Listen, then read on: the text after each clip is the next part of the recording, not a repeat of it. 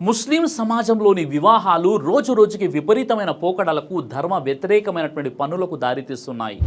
సమాజంలోని డబ్బున్నవారు, ధనవంతులు, ధర్మంపై అవగాహన లేని వారు చేసినటువంటి వివాహాలు పేదవారిపై, స్తోమత లేని వారిపై భరించలేని కష్టాలను తీసుకొస్తున్నాయి.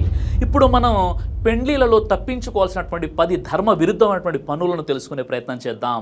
అంటే ఇస్లాంలో లేని పెళ్లిలలో ముస్లింలు చేసినటువంటి 10 తప్పులు, వాటి గురించి తెలుసుకునే ప్రయత్నం చేద్దాం. మొదటిగా అతిగా ఖర్చు చేయడం మరియు షో ఆఫ్.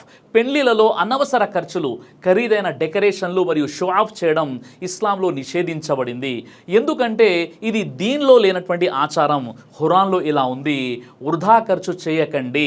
సూర అల్ ఇస్రా 17:26. కాబట్టి వివాహాన్ని సులభంగా, సరళంగా, హలాల్ ఆదాయంతో నిర్వహించండి. అవసరమైన ఖర్చులకు మాత్రమే పరిమితం చేయండి. ఇక రెండవది కట్నం డిమాండ్ చేయడం. వరుడు లేదా ఆయన కుటుంబం వధువు కుటుంబం నుండి కట్నం డిమాండ్ చేయడం ఇస్లాంలో హరాం మరియు బిదాత్. ఖురాన్లో ఇలా ఉంది, వధువుకు మెహర్ బహుమతి ఇవ్వండి. సూర నిసా 4:4. కాబట్టి వరుడు వధువుకు మెహర్ ఇవ్వడంపై దృష్టి పెట్టండి. అంటే అమ్మాయి నుండి కట్నం డిమాండ్ చేయడాన్ని పూర్తిగా నిషేధించండి. అంటే అబ్బాయి అమ్మాయికి మెహర్ ఇవ్వాలి, అమ్మాయి నుండి కట్నం తీసుకోకూడదు, ఫర్నిచర్ తీసుకోకూడదు.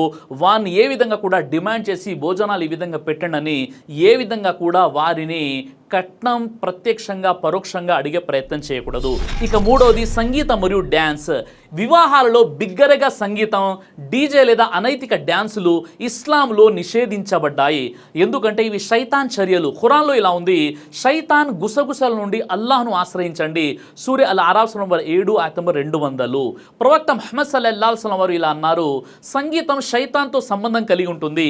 సహీహ్ అల్ బుఖారీ హదీస్ నంబర్ 5590. ఇక నాలుగోది అనవసర ఆచారాలు. అంటే మెహందీ, సంగీత్ వంటివి. మెహందీ సెరమనీ, సంగీత్, హల్దీ, మాంజా, శుక్రానిక రసం, పెళ్లికి ముందు ఎంగేజ్మెంట్ వేడుకలు లేదా ఇతర సాంప్రదాయ ఆచారాలు ఇస్లాంలో ఇవన్నీ కూడా బిదాతులు. ఇవన్నీ కూడా నిషేధించబడ్డాయి. ఇవి పెళ్లిని సంక్లిష్టం చేస్తాయి, కష్టతరం చేసేస్తాయి. ప్రవక్త ముహమ్మద్ సల్లల్లాహు అలైహి వసల్లం వారు ఇలా అన్నారు, దీనిలో కొత్త ఆచారాలను జోడించడం బిదాత్ అవుతుంది. అంటే ధర్మంలో లేని విషయాన్ని కల్పించడం అది బిదాత్ అవుతుంది. సహీ ముస్లిం హదీస్ నంబర్ 867. ఇక ఐదవది పెండ్లిలో స్త్రీ పురుషుల కలివిడితనం. అంటే మగవారు మరియు మహిళలు కలిసిపోవడం, పెండ్లిలో పురుషులు మరియు మహిళలు ఒకే చోట కలిసి ఉండడం, పరదా లేకుండా ఒకే చోట స్త్రీ పురుషులను కలిసి భోజనాలు పెట్టడం, హిజాబ్ పాటించకపోవడం. స్త్రీ పురుషులు పరదా ఎలా పాటించాలి అంటే పెండ్లిలో పురుషులు మరియు మహిళలకు వేరువేరు ఏర్పాట్లు చేయండి, హిజాబ్ పాటించండి. భోజనాలు ఒకే చోట కాకుండా వేరే వేరేగా ఏర్పాటు చేయండి, లేదా కనీసం మధ్యలో పరదా అయినా కట్టండి. అలా కాకుండా మనం చూస్తున్నాం, పెళ్ళిళ్ళు అనగానే ఫుల్లుగా మేకప్లు చేసుకొని స్త్రీలను పరాయి పురుషులు చూస్తూ ఉంటారు. ఈ విధంగా పరదా లేకుండా వారు కనిపిస్తుంటారు. ఇది ఇస్లాంలో హరాం. ఇక ఆరోది ఫోటోగ్రఫీ మరియు వీడియోగ్రఫీ. పెళ్లిలలో మహిళల ఫోటోలు లేదా వీడియోలు తీయడం, ముఖ్యంగా హిజాబ్ లేకుండా ఇస్లాంలో నిషేధించబడినటువంటి బిదాత్. మనం కొన్ని వివాహాల్లో చూస్తుంటాం, అమ్మాయి అంటే పెళ్లి కూతురు విపరీతమైనటువంటి మేకప్లో ఉంటుంది. పెళ్లి కొడుకు కంటే ముందే కెమెరామెన్లు పెళ్లి కూతురుని వివిధ భంగిమల్లో చూస్తూ ఫోటోలు తీస్తూ ఉంటాడు. ఇది పూర్తిగా హరాం. అలాగే పరాయి పురుషులు కూడా పెళ్లి కూతుర్ని పెళ్లిలో కలుస్తూ ఉంటారు. ఇది కూడా చాలా తప్పు. దీనిని కూడా మనం తప్పించాల్సిన అవసరం ఎంతైనా ఉంది. అంటే అబ్బాయిని అమ్మాయిని ఒకే వేదికపై పెట్టేసి చాలామంది బంధువులు, గైర్ మెహరం, అదేవిధంగా ఆ వివాహానికి వచ్చినటువంటి వారంతా కూడా అమ్మాయిని అబ్బాయిని ఒకే వేదికపై కలుస్తూ ఉంటారు పరదా లేకుండా. ఇది చాలా పెద్ద హరాం. దీని నుండి మనం తప్పించాలి. ఇక ఏడవది అనవసర ఆడంబర ఆహ్వానాలు, ఖరీదైనటువంటి ఆహ్వాన పత్రికలు. ఆడంబరమైనటువంటి ఆహ్వానాలు లేదా అనవసరమైనటువంటి షో ఆఫ్, స్తోమతకు మించినటువంటి ఖర్చులు, ఇవన్నీ ఇస్లాంలో తప్పు. ఖురాన్లో ఇలా ఉంది, వృధా ఖర్చు చేసేవారు శైతాన్ సోదరులు. సూర అల్ ఇస్రా 17:27. ప్రవక్త ముహమ్మద్ సల్లల్లాహు అలైహి వసల్లం వారు ఇలా అన్నారు, సరళమైన వివాహం ఉత్తమం. సునన్ ఇబ్నే మాజా హదీస్ నంబర్ 1842. కాబట్టి సాధారణ ఆహ్వాన పత్రికలను ఉపయోగించండి. సోషల్ మీడియా ద్వారా ఆహ్వానించడాన్ని పరిగణించండి. అలా కాకుండా లేనిపోని ఆడంబరాలకు పోయి ఖరీదైనటువంటి వెడ్డింగ్ కార్డు, స్తోమతకు మించినటువంటి ఫంక్షన్ హాళ్ళు, మిత్తి డబ్బులతో డెకరేషన్, ఇలాంటి హరాం పనులకు దూరంగా ఉండండి. ధర్మానికి విరుద్ధమైనటువంటి ఆచారాలు మరియు బిదాతులు నిఖాలో భార్యాభర్తల మధ్య బర్కత్ను దూరం చేస్తాయి. ఇక ఎనిమిదవది అతిగా ఆహారం వృధా చేయడం. వివాహాలలో అనవసరమైనటువంటి ఆహారం తయారు చేసి మిగిలిన ఆహారాన్ని వృధా చేయడం సరైనటువంటి పద్ధతి కాదు. ఖురాన్లో ఇలా ఉంది, తినండి తాగండి కానీ వృధా చేయకండి. సూర్య అల్ ఆరాఫ్ నంబర్ 7 ఆయత్ నంబర్ 31. కాబట్టి అతిథుల సంఖ్యకు అనుగుణంగా ఆహారం తయారు చేయండి, మిగిలిన ఆహారాన్ని పేదలకు దానం చేయండి. మీ వలిమాలో ఖచ్చితంగా పేదవారిని ఆహ్వానించి వారికి భోజనం పెట్టండి, ఇది సున్నత్ కూడా. ఇక 9వది జ్యోతిష్యం లేదా శుభముహూర్తం నమ్మడం. పెళ్లి రోజు జ్యోతిష్యం లేదా శుభముహూర్తం ఆధారంగా నిర్ణయించడం బిదత్ అవుతుంది, అదేవిధంగా షిర్క్ కూడా దారి తీస్తుంది. ఖురాన్లో ఇలా ఉంది, అల్లాహకు మాత్రమే భవిష్యత్తు తెలుసు. సూర్య అల్ అనామ్ నంబర్ 6 ఆయత నంబర్ 59. కాబట్టి పెళ్లి రోజును అల్లాపై భరోసాతో నిర్ణయించండి. వివాహానికి సంబంధించి అయినా మరే ఇతర విషయాలకు సంబంధించి అయినా జ్యోతిషాన్ని నమ్మకండి, జ్యోతిషానికి దూరంగా ఉండండి. అమ్మాయి అబ్బాయి పేర్లతో బాబాలకు చెప్పి వీరి జాతకం ఎలా ఉంది, వీరికి పెళ్లి చేయవచ్చా, వీళ్ళ నక్షత్రాలు బాగుంటాయని పెళ్లి కంటే ముందు వారి గురించి జ్యోతిష్యులను లేదా బాబాలను అడిగి తెలుసుకోవడం షిర్క్ అవుతుంది, ఇది మహాపాపం. ఇక 10వది వధువును అనవసరంగా అలంకరించడం. వధువును అనైతిక దుస్తులతో అలంకరించడం, ఆడంబరమైన మేకప్ లేదా హిజాబ్ లేకుండా ప్రదర్శించడం, పరదా లేకుండా ఇతరులకు చూపించడం.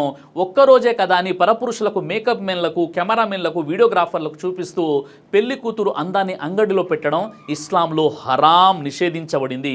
ఖురాన్లో ఇలా ఉంది, మహిళలు తమ అందాన్ని దాచాలి. సూర్య అన్-నూర్ నంబర్ 24 ఆయత నంబర్ 31.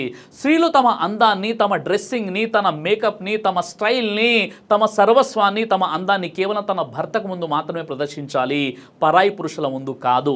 కాబట్టి వధువు హిజాబ్తో సరళంగా అలంకరించుకోవాలి, అనవసర మేకప్ మరియు ఆడంబర దుస్తులను నివారించాలి. భర్త ముందు ఎంతైనా మేకప్ చేసుకోవచ్చు, కానీ పరాయి పురుషుల ముందు తన మేకప్ని ప్రదర్శించకూడదు. అయితే ఇప్పుడు వివాహంలో బర్కత్ని పెంచడానికి చేస్తున్నటువంటి పనుల గురించి తెలుసుకుందాం. నిఖాను మసీదులో సరళంగా నిర్వహించండి. మీ స్తోమతకు మించి అప్పు చేసి పెళ్లి చేయకండి, కట్నం తీసుకోకండి, గానా బజానాకి దూరంగా ఉండండి, ధర్మంలో లేని ఎంగేజ్మెంట్ వేడుకలు, ఇతర వేడుకలకు దూరంగా ఉండండి. వివాహంలో ఖురాన్ పఠనం మరియు దువాలు చేయండి. నిఖా తర్వాత వలిమా మీ స్తోమతను బట్టి సరళంగా చేయండి. సహీ బుఖారీ హదీస్ నంబర్ 5162. వివాహం ఖర్చులకు హలాల్ ఆదాయాన్ని మాత్రమే ఉపయోగించండి. సహీ ముస్లిం హదీస్ నంబర్ 1015. మనం రోజు చదివే నమాజ్ విషయంలో ఎన్నో జాగ్రత్తలు తీసుకుంటాం. చేతులు ఎక్కడ కట్టాలి, ఎక్కడ కట్టకూడదు, ఆమీన్ బిగ్గరగా చెప్పాలా, చెప్పకూడదా, ఏ మసీదులో చదవాలి, మా మస్లక్ ఏంటి, మా ఇమాం ఎవరు, అతని జ్ఞానం ఏంటి, ఈ విధంగా అనేక విషయాలు చర్చించుకునేటటువంటి మనం మరి జీవితంలో ఒక్కసారి జరిగేటటువంటి వివాహంలో ఎంత జాగ్రత్తగా ఉండాలి, ఎన్ని జాగ్రత్తలు తీసుకోవాలి ఒక్కసారి ఆలోచించండి. ఒకవేళ మీరు చేసుకునేటటువంటి వివాహం ప్రవక్త వారి సున్నత్కి వ్యతిరేకంగా హరాం పద్ధతుల్లో చేసుకుంటే భార్యాభర్తల్లో సుఖ సంతోషాలు ఉండవు, వారికి పుట్టే పిల్లలు నీతివంతులుగా కూడా ఉండరు, వారి జీవితంలో బరకత్ కూడా ఉండదు. కాబట్టి వివాహం అనేది గుణవంతురాలైనటువంటి యువతి, దైవ భీతి కలిగినటువంటి ఖురాన్ హదీస్ పరిజ్ఞానం ఉన్నటువంటి మంచి అమ్మాయిని పెళ్లి చేసుకోండి.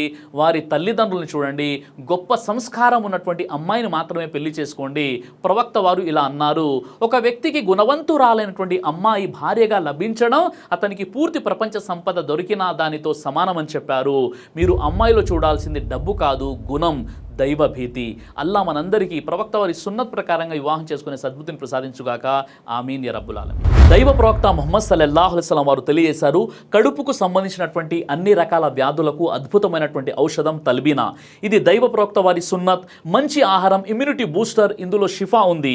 ఇది మంచి ఔషధంగా కూడా పనిచేస్తుంది. కాబట్టి పిల్లలు అయినా పెద్దలు అయినా ఎవరైనా దీనిని ఉపయోగించవచ్చు. అలాగే ఖురాన్లో దైవం తెలియజేశాడు, తేనెలో మీకు స్వస్థత ఉంది అని. కాబట్టి స్వచ్ఛమైనటువంటి ఫారెస్ట్ హనీ కోసం మీరు సంప్రదించండి. అలాగే పురుషుల కోసం ప్రత్యేకంగా తయారు చేయబడినటువంటి షాహీ హల్వా, ఇది లైంగిక సమస్యలను దూరం చేసి శృంగార సామర్థ్యాన్ని పెంచుతుంది, మీ దాంపత్య జీవితంలో మంచి అనుభూతినిస్తుంది. ఇందులో ఎలాంటి సైడ్ ఎఫెక్ట్స్ లేవు. ఇది కంప్లీట్గా హెర్బల్ ప్రొడక్ట్స్తో తయారు చేయబడినటువంటిది. కాబట్టి స్క్రీన్పై కనిపిస్తున్నటువంటి ఈ నెంబర్స్కి కాల్ చేసి మీరు ఇప్పుడే ఈ ప్రొడక్ట్స్ని ఆర్డర్ చేసుకోవచ్చు. కొరియర్ ఫెసిలిటీ కూడా ఉంది. ఆలస్యం ఎందుకు, వెంటనే ఆర్డర్ చేయండి. ఉమ్రా ఆఫర్కి సంబంధించి 1000 కస్టమర్స్ అవ్వగానే, అంటే ఇంకా 225 ఆర్డర్స్ రాగానే ఈ 1000 మందికి డ్రా తీసి ముందు ఒకరిని ఉమ్రాకి పంపించడం జరుగుతుంది. కాబట్టి ఈ 225 మంది తల్బీనా కస్టమర్స్కి ఇది ఒక గొప్ప అవకాశం. వెంటనే ఈ నెంబర్కి ఫోన్ చేసి తల్బీనా ఆర్డర్ చేసుకోండి.